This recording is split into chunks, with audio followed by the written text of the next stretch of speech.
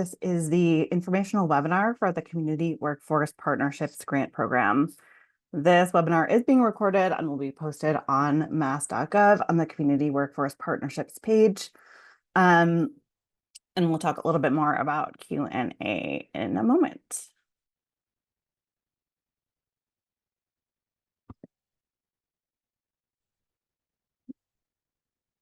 Welcome, thank you. All right. So we are here to talk about the Community Workforce Partnerships Grant. We can move on to the next slide. Thank you. Thanks so much. So I'm Alexandra Pulio. I'm Deputy Director for Communities and Programs here at the Massachusetts Executive Office of Economic Development. I'd like to introduce my two colleagues who are joining us today. Alyssa Bacon, who's a program manager for this grant program, as well as the Social Enterprise Capital Grant Program. And Arlene Baldwin, who's the program manager for the Community Empowerment and Reinvestment Grant Program. So thanks so much for being with us today, Alyssa and Arlene. Our agenda for today, we're going to talk fairly briefly about this grant program. And then we're going to talk through a little bit about like what the application process looks like, and how this is similar or different from the Urban Agenda Grant Program. And we are recording this session, so please make note of that. Again, it will be posted on mass.gov. You can use the Q&A feature at the bottom of your screen if you do have questions that you want to submit. Feel free to do that. We will answer questions as time allows. I expect we probably will have more questions than we have time to answer. We'll try to answer sort of the more general questions first, and then we'll move on to some of the more specific ones. Ideally, if you have a very specific question, you can email that to eohedgrants@mass.gov. So if you already know you have a very specific question that we probably won't get to today, it might make sense to save that. Or you might get the answer today. You might be surprised. So Q&A feature at the bottom of your screen. Yeah, thank you so much for being here. We're excited to talk to you some more about this exciting grant program. All right. So the Community Workforce Partnerships Grant Program is built on the Urban Agenda framework. It's an operating grant program, which means that it funds the operations of nonprofit organizations, including things like staff salaries, space, materials, participant stipends, things like that. We are moving from a 6-month grant program to a 1-year duration. So the program will be contracted in the fall of this year, 2025, with an official start date of January 1, 2026. And it will extend all the way through December 2026. We're funding 3 categories of workforce development projects, and we'll talk to you some more about what those are shortly. We're looking for community-led solutions to community-identified economic needs or economic opportunities. If you're familiar with Urban Agenda, this is sort of a thread that continues through from that program. We're really looking for things that come from the city or town, the people of that city or town, and are being operationalized by a partnership working together. And we promote collaboration through a partnership model. We do look for at least one partner in addition to the lead applicant in every grant application. And we focus on single cities, towns, or neighborhoods in Massachusetts. So the project should come from that place. It should be tailored to the particular needs of folks who are in that particular city, town, or Boston neighborhood. And the activities should primarily take place in that one area. And the program is striving to support economic mobility by prioritizing projects that incorporate supports for foundational economic well-being. So things that help people succeed we're talking about things like childcare, access to healthcare, access to transportation, housing stability, those things that folks need to be able to successfully go through some kind of training or educational program, and still be able to focus on the work that they're trying to do. Right. And this program values specific and measurable outcomes, right? So we're looking for an application that is really able to talk about what is going to be created by this work, and what the outcomes that are looking to be the result of that, but in a way that is measurable and objectively a person could say, okay, we did or we didn't meet those outcome goals. So the key components of this grant program, just like Urban Agenda, community defined responses to community identified economic priorities, right? We're focusing on a single city, town, or neighborhood, and the project itself is reflecting the local economic needs or opportunities that are defined by the community. And I do want to emphasize that local economic needs or opportunities, right? So we know that every one of our municipalities has its own needs, in a variety of aspects, but we're really looking, this is the Executive Office of Economic Development, we're looking for an economic need or opportunity. And the key component of this project here is the target population. Again, this is something that was a key part of Urban Agenda as well. We're really looking for projects that are tailored to the distinct features of the local target population. So, that can be anything from if you have a large immigrant population, what country and what cultural practices have folks brought with them from another country. It could be about the particular culture of that place. Like you tend to have a lot of folks who work in a particular sector who might need to be retrained. You might have a lot of youth who aren't particularly engaged in the workforce. So really looking to have a project that is custom fit to what that city or town needs from the project. And the target population, the project should also support the economic stability needs of the target population in ways that can impact the workforce development success. So that is, again, talking about sort of those foundational needs that folks need support with in order to be able to be successful in making a next career or workforce step. And again, that should be something that's not one size fits all, right? Like we don't necessarily know what your particular city or town needs. You can tell us what is the best response to the community. And this is a slight change from historic Urban Agenda funding. Now we have a pretty exclusive workforce development focus, right? So moving from Urban Agenda, where we funded a variety of different categories of projects, because of the funding that this grant program is now utilizing, we are specifically looking for job skills training, English language and literacy, and small business skill development. And we'll talk a little bit more about what particularly small business skill development looks like later. Key component of this project is collaboration, just like Urban Agenda. We're looking for projects that have at least one other active partner and ideally multiple partners across sectors. So public, private, community groups, educational institutions, things like that, in a way that really represents the community. And we're really looking for collaboration that shows community-driven planning and problem solving. Ideally, these are partners that have worked together before, that have a working relationship, and can kind of jump right into a successful project. And in terms of engagement, right? So the partnership, I always say, like, it should be more than a referral relationship. It should be more than a financial relationship. They're actively co-planning and co-executing the project as it goes. While one partner may be the financial lead, the person who's doing the reporting, and who's responsible for handling the funding, We do look for partnerships that are active in their collaboration, and a partnership that is really just based on like sending clients from one place to another, or a funder and a sort of operational organization.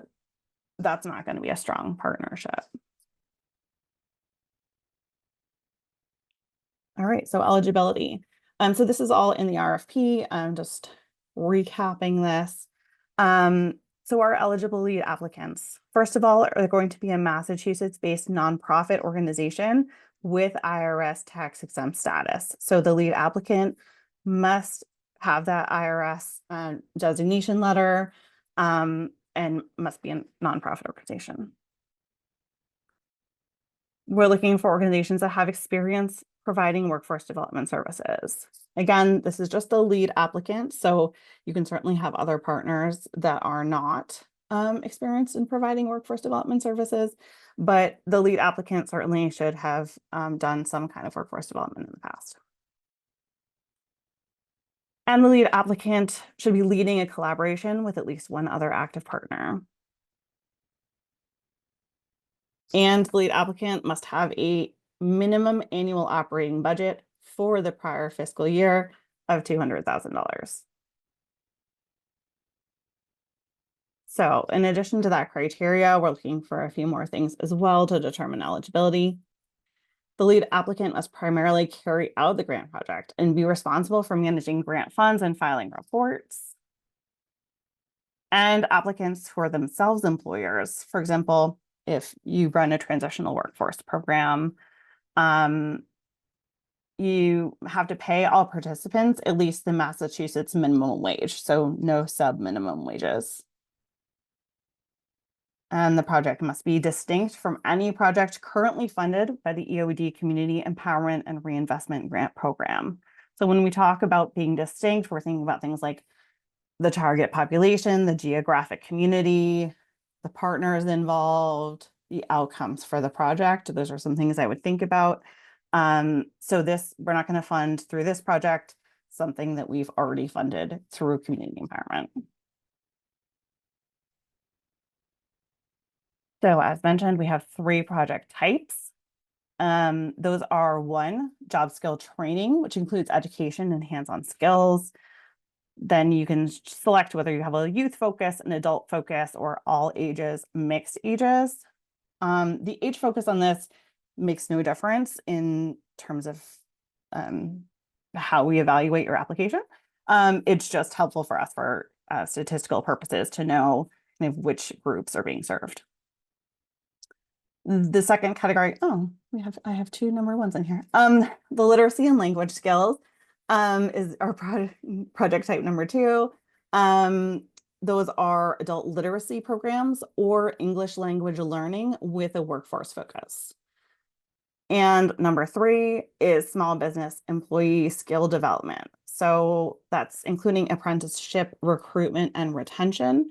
But for purposes of this program, we're also considering anything that teaches skills to folks who work in a small business as a form of workforce development. So if you're a micro business and you're one person and you're training that one person about how to optimize their online presence or how to build out any kind of digital skills, that even though you're training the person who owns that small business, that's still workforce development because that person works there. They're an employee and employer of one.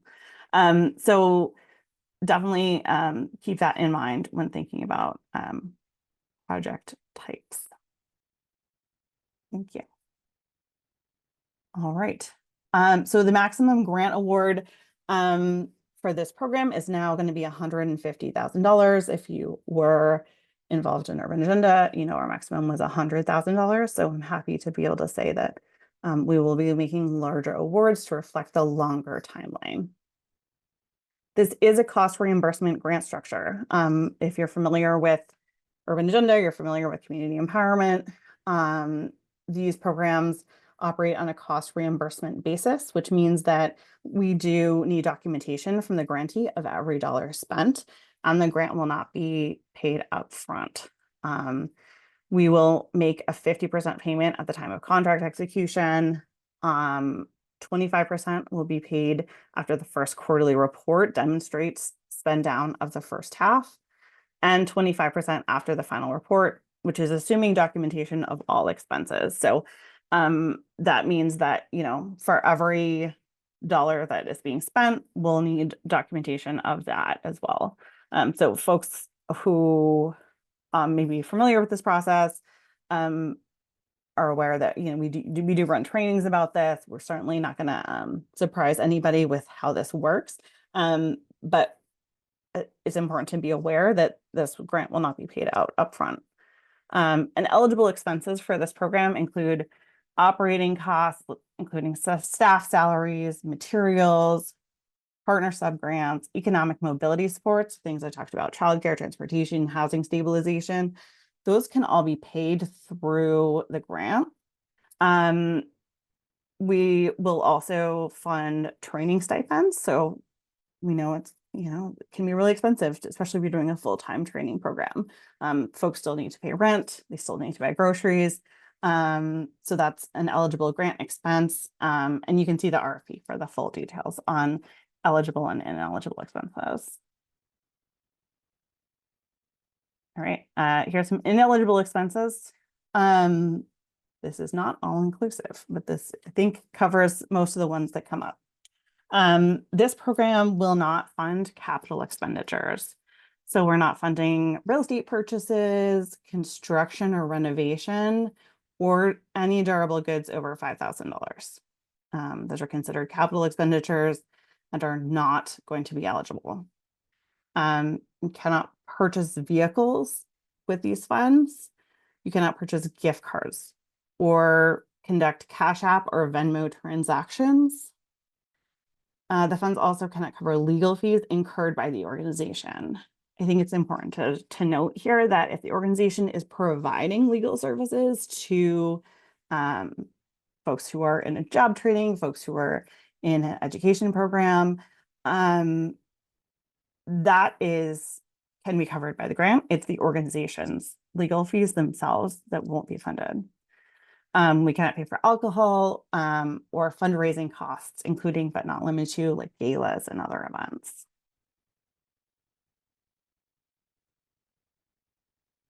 Okay, so we said at the outset here that outcomes, specific and measurable outcomes, is a big value of this program. So we're really looking for outcomes that are defined by the applicant in the context of the community's needs and the project's interventions, right? So again, you're the experts in your own communities. You're seeing, okay, this is a community need that folks have identified that we're trying to solve. And then we're going to ask you to define how you would measure whether that problem is being solved, and what metrics you would use, right? So we're looking for a specific, measurable, achievable, relevant, and time-bound or SMART interventions and outcomes. So the more specific that you can be in that outcomes table in the application, the better your application will fare, and the better we'll all be able to understand like what the goals of the project are. We're really looking for clear goals focused on workforce development and economic opportunity. I understand, especially in this moment, there is a lot of need. There's a lot of competition for funding. This is an economic development grant program. The project needs to have a real nexus with workforce development and economic opportunity. And the outcomes should demonstrate how the activities the project is going to carry out align with those identified community needs. So tell us about why this is the solution to the problem or the opportunity that you've identified.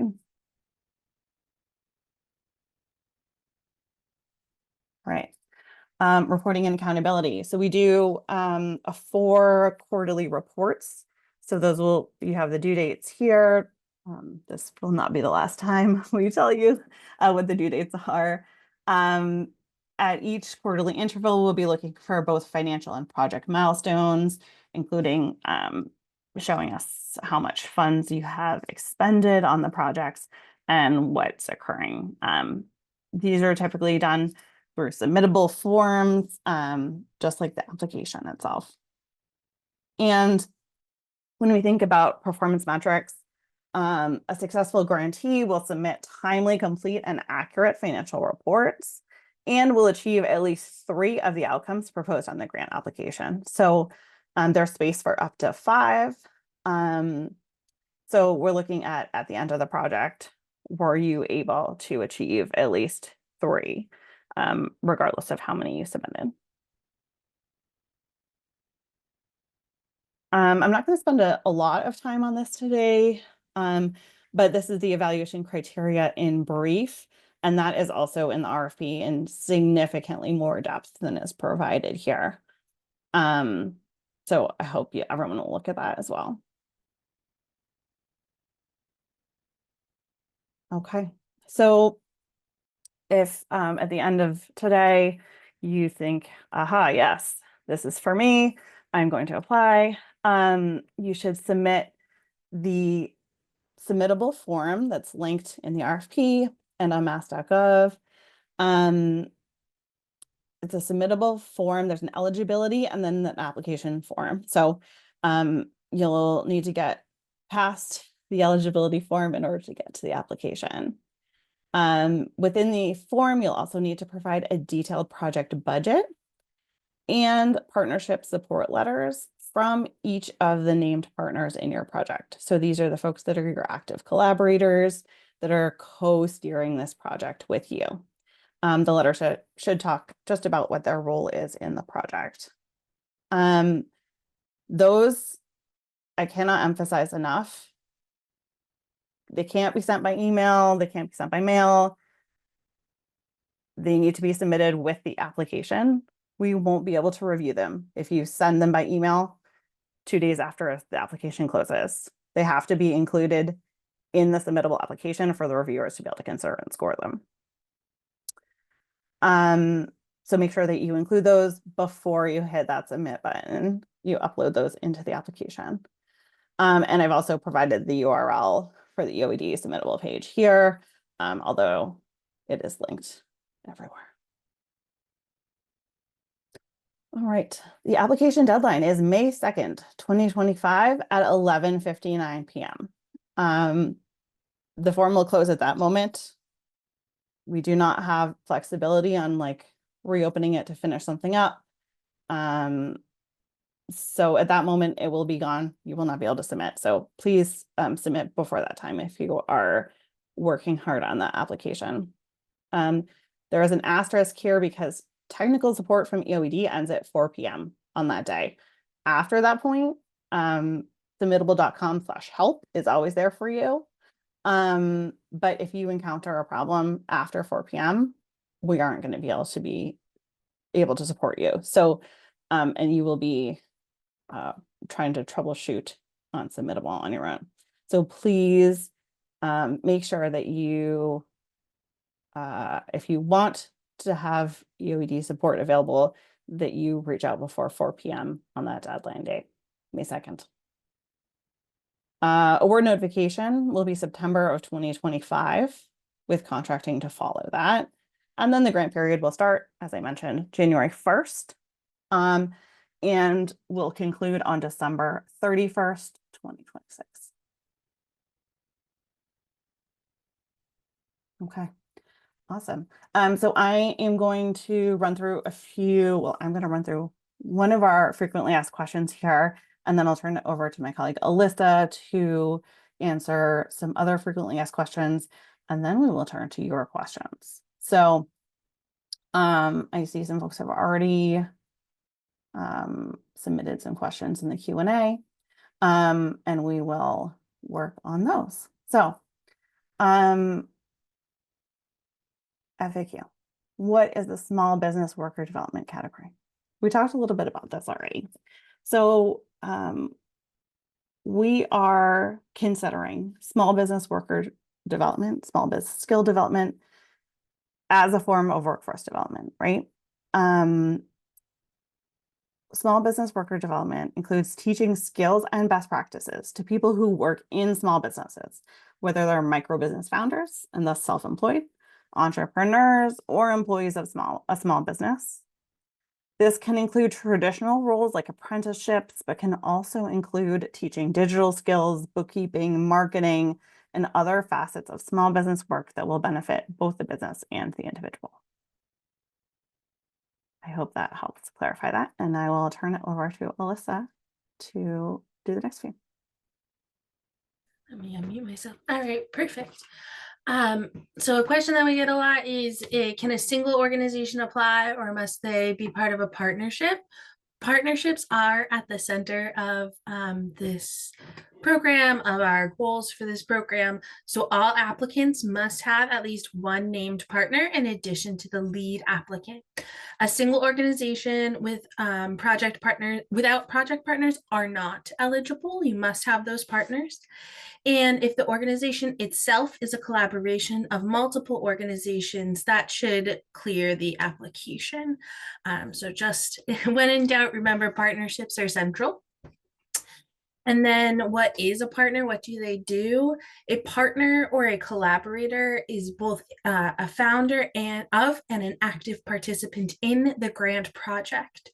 A partner co-steers the project as time goes on, helping to adjust the project to ensure it reaches its goals and serves the community that as it was intended to serve. For the purposes of this grant, partnership is more than just financial, administrative, or referral. They're really part of the work. They're doing it alongside you. So it should be a substantial relationship.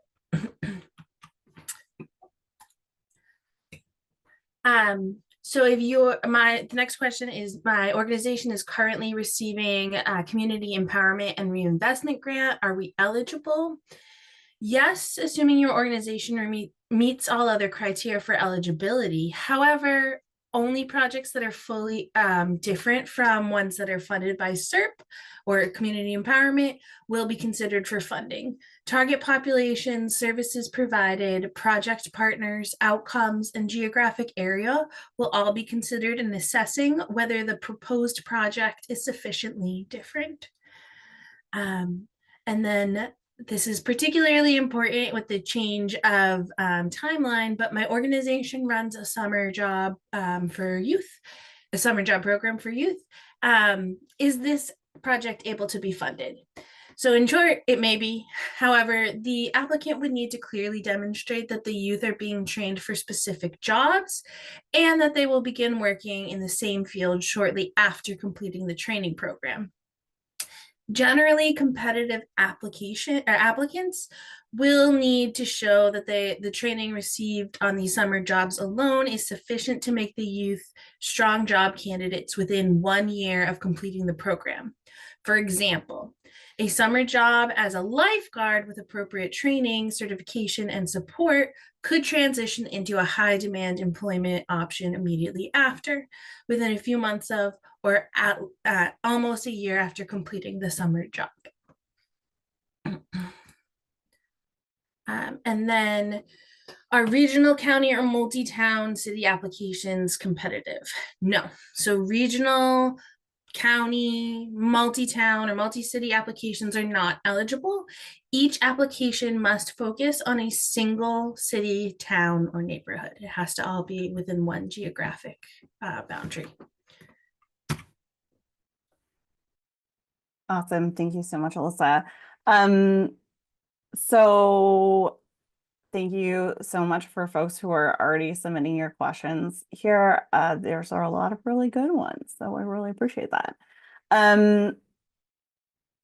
Okay, so let's try to get into some of these things that, some of these questions. So we have a question that says, wondered your thoughts on the gap in funding between current urban agenda grantees we experienced between the end of the current project in January 2026. So actually we timed this in such a way that it is not a significant gap, because typically we would contract for urban agenda like in late fall. with sometimes folks not getting under contract until January. So it should not be a significant change from normal. I also do want to just reiterate that folks, even if folks are past urban agenda grantees, this is it's a fresh review period every time, right? So we have reviewers who may, in fact, likely don't know that you were a past urban agenda grantee, and that is a very small factor in evaluation. So thank you for that. Good question. We did already, I see a question about working with multiple cities and towns. We did answer that one. So I have a question that harkens back to years past urban agenda. In terms of partners for nonprofits as a lead applicant, is it a requirement for them to partner with a municipality? No, it's not a requirement to partner with a municipality. That is completely optional if that's the best thing for your project. A few folks have asked here if they can use a fiscal sponsor. No, fiscal sponsors are not eligible lead applicants. If an organization is itself an IRS registered nonprofit, so if you have the IRS letter in your hand and you choose to use a fiscal agent to help you manage your funding after you're contracted through this grant directly with the Commonwealth, that's certainly your prerogative. But we are not contracting with fiscal agents. We are not making payments to fiscal agents. To be the lead applicant, you must be yourself a designated nonprofit. If your organization is not a nonprofit, this is a collaborative partnership-based grant program. I really encourage you to go out in your community and find some partners who are themselves nonprofits and are able to be the lead applicant and work together on this. Also question, can a municipality be a partner? Absolutely. They can be if you would like them to be. All right, more fiscal sponsorship. Thank you. Very good. Can it be a new project or can the grant support ongoing work? It can be a new project or it can be an existing project as long as it fits the criteria. Thanks. All right, we did this one. Thank you. Okay. So applications from an organization that's working with multiple cities and towns, that would not be an eligible application. It has to be working with the project has to be focused on a single Massachusetts municipality. So if you want to work with multiple cities and towns, you could submit multiple applications. However, I will caution you that they'll be competing against each other.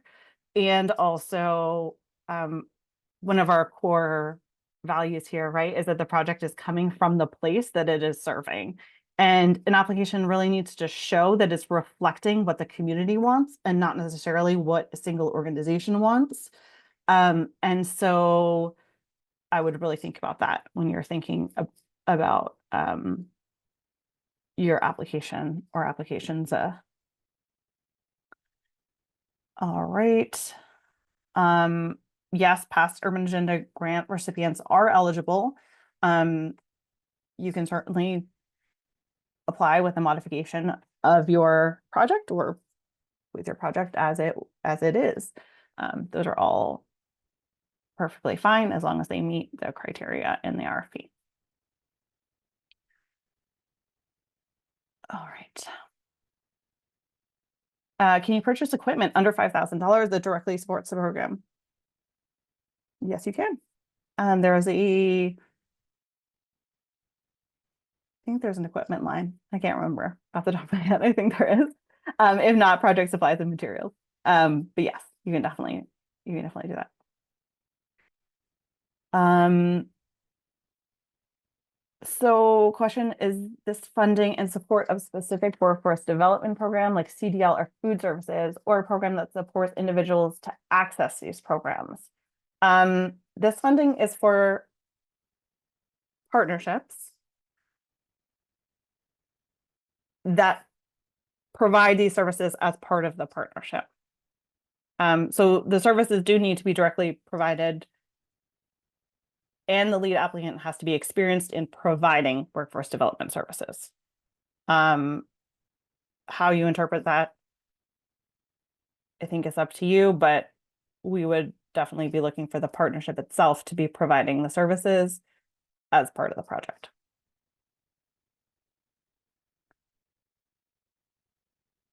Okay. We talked about this a little bit. So question about stipends. So we use the stipend line to pay participants in the training program or the education program. It is a way of, I don't want to use the word subsidizing, but that's the best word that I can find at this moment.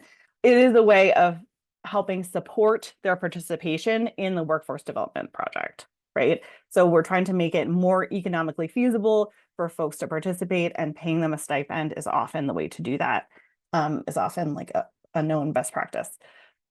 So generally, I have a question here that says, can training stipends be used for paying outside trainers? We do have a consultant professional line item. I would use that and not the stipend line for that.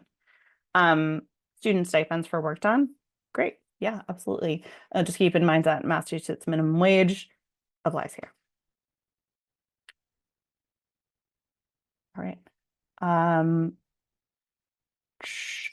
If we are in a rural community, do all of the partners need to be in the same town, or just provide services in a single town?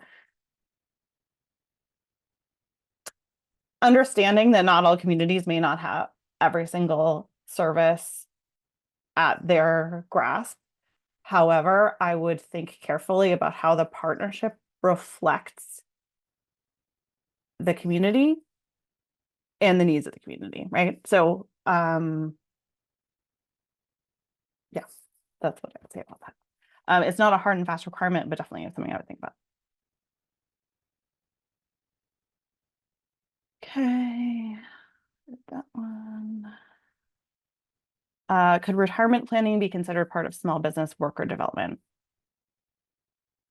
I don't think this would be a strong application, because when we talk about workforce development, we're talking about developing the skills of folks in the workforce. I don't think retirement planning would necessarily be competitive in terms of helping workers be more economically successful. I don't know. It's a complicated question, but I don't that doesn't jump out to me as a very competitive category. Is this program federally funded? Oh, friends. Okay. This is not federally funded. This is funded through state dollars. It is funded through the Workforce Investment Trust Fund. The Workforce Investment Trust Fund is funded through a tax on sports betting. It is not federally funded. Will the federal administration be able to review our proposals?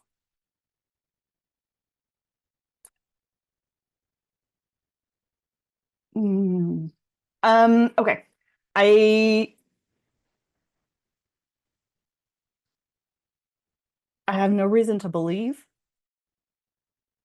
that the federal government would be interested in reading your proposals. However, we are a government, right? We're subject to FOIA and all of those good things. To my knowledge, there's no precedent for that, but I can't say 100% that it would be not readable. Yeah. Okay. this award would go into our general operations budget because workforce development and economic opportunity is what we do in all our programs. Therefore, do we need a specific program budget, or is our overall organization budget sufficient? Nope, you need a specific program budget.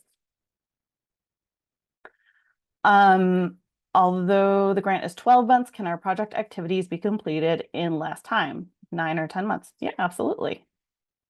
Go for it. May we apply for expansion of work that has received Mass CEC funding? So that's not really a factor in our evaluation.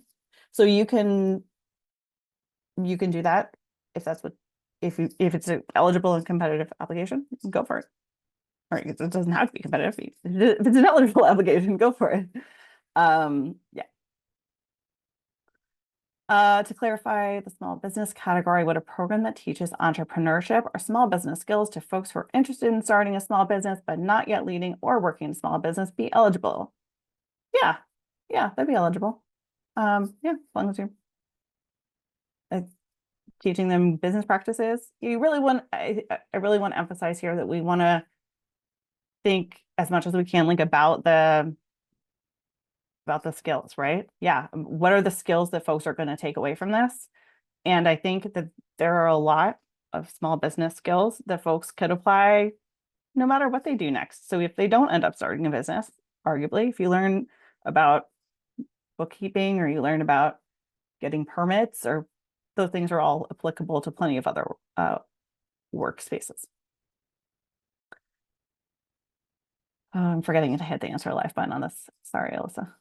Sorry. Sometimes I'm hitting it, sometimes I'm not. So sorry, folks. Sometimes you're gonna be able to see the questions. Sometimes I'm forgetting to hit. Okay. Would outreach and presentations to guide small businesses with applications to become certified as SDOs be an eligible activity or cost? Again, I think the focus here is on the skills, right? So how many times would an organization be applying to be an SDO? Would that come up in other business workforce settings? We're thinking about the skill component here.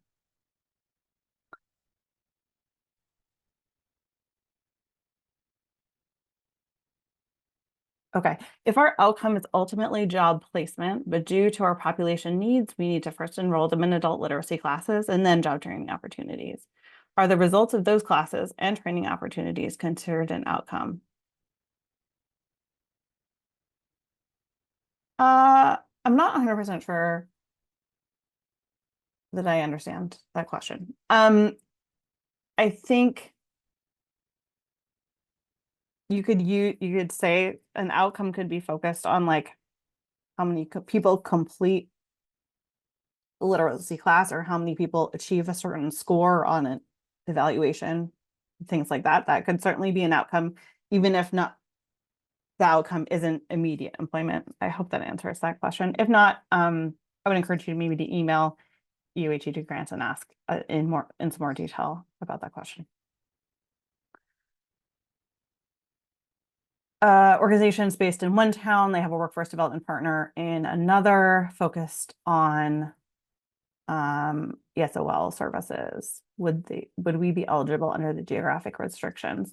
Yeah, it's not a hard and fast rule that like everyone has to be in one city or town. However, again, you want to make sure that that project is reflecting the community. And I would also emphasize that like if you're in one town and you have an ESOL provider in that town, and then you're going to a different town to find an ESOL provider, like we might have some questions about that, especially if we get an application from the ESOL provider in your town as well, and you're not working with them, like that would start to like give us some pause maybe, but it's not a hard and fast rule that like everyone has to be exactly in one town. I would just, again, we're centering the needs of the community, right? And so what is available in your community, and how can you make the project best serve them? So. Okay. Our workforce training partnership is with schools that are spread out throughout the Commonwealth. I think you probably, I probably repeated myself enough times. That's not going to be competitive. You can't, you have to choose one geographic community. For this grant program, right? There are other grant programs focused on other things. That one of this program's goals is focused on community level needs and goals. Is there a preferred budget format that we submit the project budget in? There is a project format already in the form. So you can also see in the RFP, I think I put the table in there that will show you what the form looks like. So yes, there is a preferred budget format. And that is our budget format. Okay. Urban Agenda required one application per city. So Urban Agenda actually hasn't done one application per city for several years. So that is no longer something that is being done. We do accept multiple proposals from one city. I think the same thing that I was talking about earlier applies here, right? So if we're getting two proposals from the same city that are doing substantially similar things, that sort of speaks to the amount of coordination that's happening on the ground. So I would, consider how collaboration could benefit the organizations in your particular city. If we apply for workforce development, does this include getting the participants jobs afterward? I think that's up to you. Okay. Can one organization submit proposals for two different programs, or should we limit it to one? Keep in mind that every application you submit, if you submit more than one, they're competing against each other. But I also would caution that you don't want to be doing a lot of different things within one application. So you need to strategically consider those things. As long as there's participants are all from one city and there's a focus on community specific outcomes, could the partner be from out of the community? Can the training happen out of the community? For example, we're in Lowell, but have a training partner in Boston. So you have two questions there. Could the partner be from out of the community? Yes, absolutely. We talked about that a little bit already, but again, with the focus on the needs of the community. For example, we're in Lowell, but have a training partner in Boston. So this is where I would start to have some pause, right? So folks in Lowell, getting to Boston is a pretty significant burden, right? I don't think probably if you're a person in Lowell that you are going to feel like traveling to Boston for training is your community's first goal. I might be wrong. That you absolutely could address that. But I would really think a lot about that as a partnership, right? And there's a big difference between being in adjacent towns and being 45 minutes away. So really, again, the focus, right, is on what does the community want and need. And if there is a reason why they can only travel to this one place, it's not like forbidden, right? You can certainly apply, but you're going to need to make a strong case for it.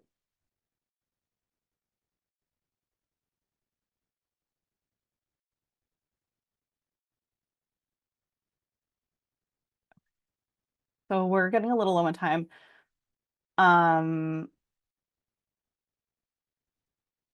Would this program fund more than one grant for the same municipality if there's different lead applicants? Yes, we definitely would. We have in the Urban Agenda. I'm sure we will here as well. But again, we want to just make sure that we're not going to fund two projects that are doing substantially the same thing in the same municipality unless they have really different target populations. Are there specific outcomes that must be achieved? minimum number of people served, jobs obtained, etc. No, there's not. Part of this being a project that focuses on responding to what the community needs is you tell us what you think are reasonable outcomes.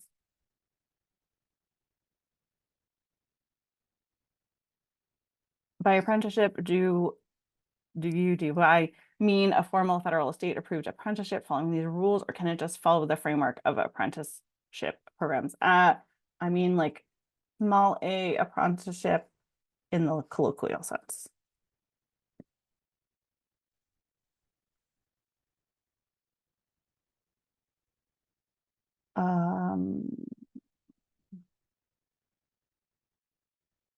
What is your definition of community? Geographic only?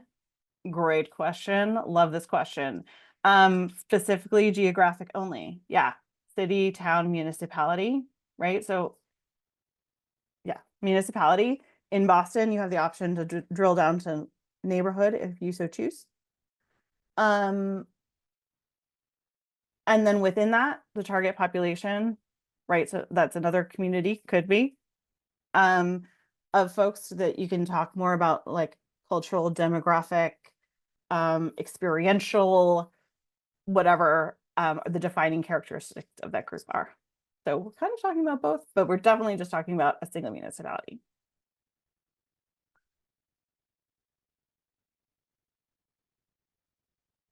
Can your community needs be identified by the people you have served?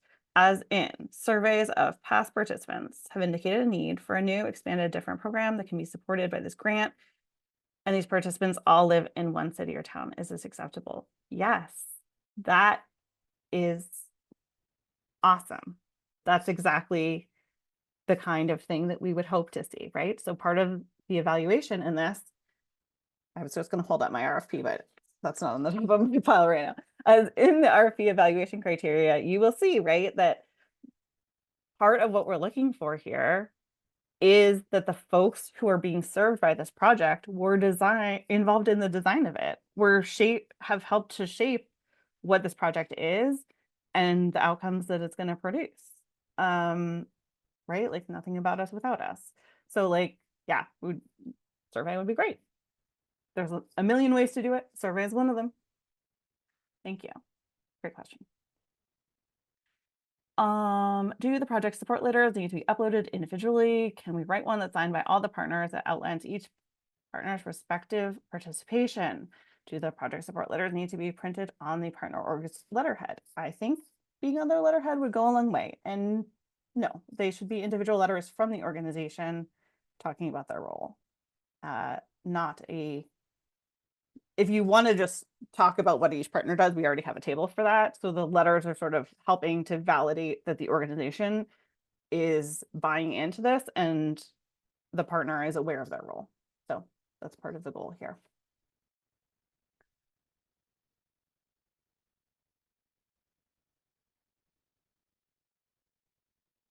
Who makes the decisions and what balance will there be with grantees across the state? So we convened a panel of reviewers from Commonwealth employees. We have folks from across several secretariats with some knowledge and interest in this type of work. And each application is reviewed by at least 2 reviewers and then additionally reviewed by folks on our team to make final decisions. We do try to distribute applications across the state in a equitable way. That being said, of course, the number and strength of individual applications is paramount. As I mentioned before, the question says, what balance will there be between youth and adults projects supported? That's not actually going to be a factor.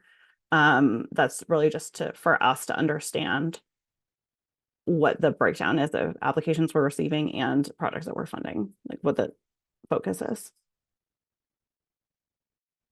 If in a larger city, can one project serve multiple neighborhoods? Yes. Yes. For folks that are in Boston, you'll see in the application, you have the option to select whether you're serving all neighborhoods, or you can select an individual neighborhood to be your focus. If you're in any of our other cities here in Massachusetts, it is assumed that it's serving the whole neighborhood, the whole city. Was the previous urban agenda funding part of the community empowerment and reinvestment funding? No, those were funded through separate state budget line items.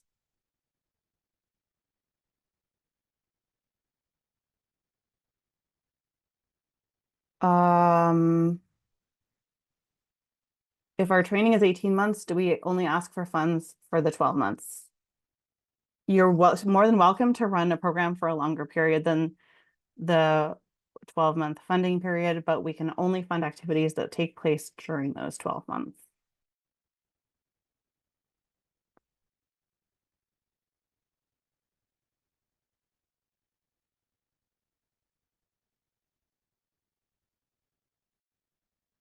Sorry, folks, I have a lot of questions, so I'm just trying to pull out the ones that might be most relevant.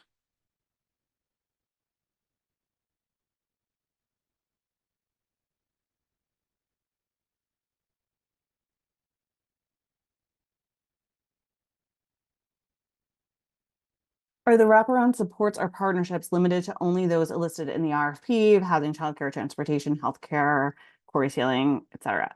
No, you can definitely provide more than that. That'd be awesome. And if absolutely, if your community wants and needs that and you're responding to that need, awesome.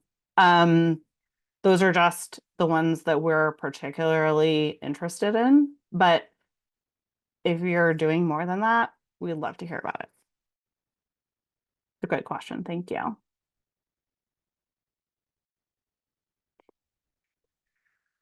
Okay. So we have come to the end of our time. I know there are folks whose questions did not get answered. I am going to compile these as best I can, put an FAQ up with those frequently asked questions that we did receive. And yeah, really appreciate your interest in this. And you're sticking with us for the full hour. So thank you very much. You can keep an eye on the Mass.gov page for both the recording and for the FAQ. So thank you very much, and I hope you have a wonderful day.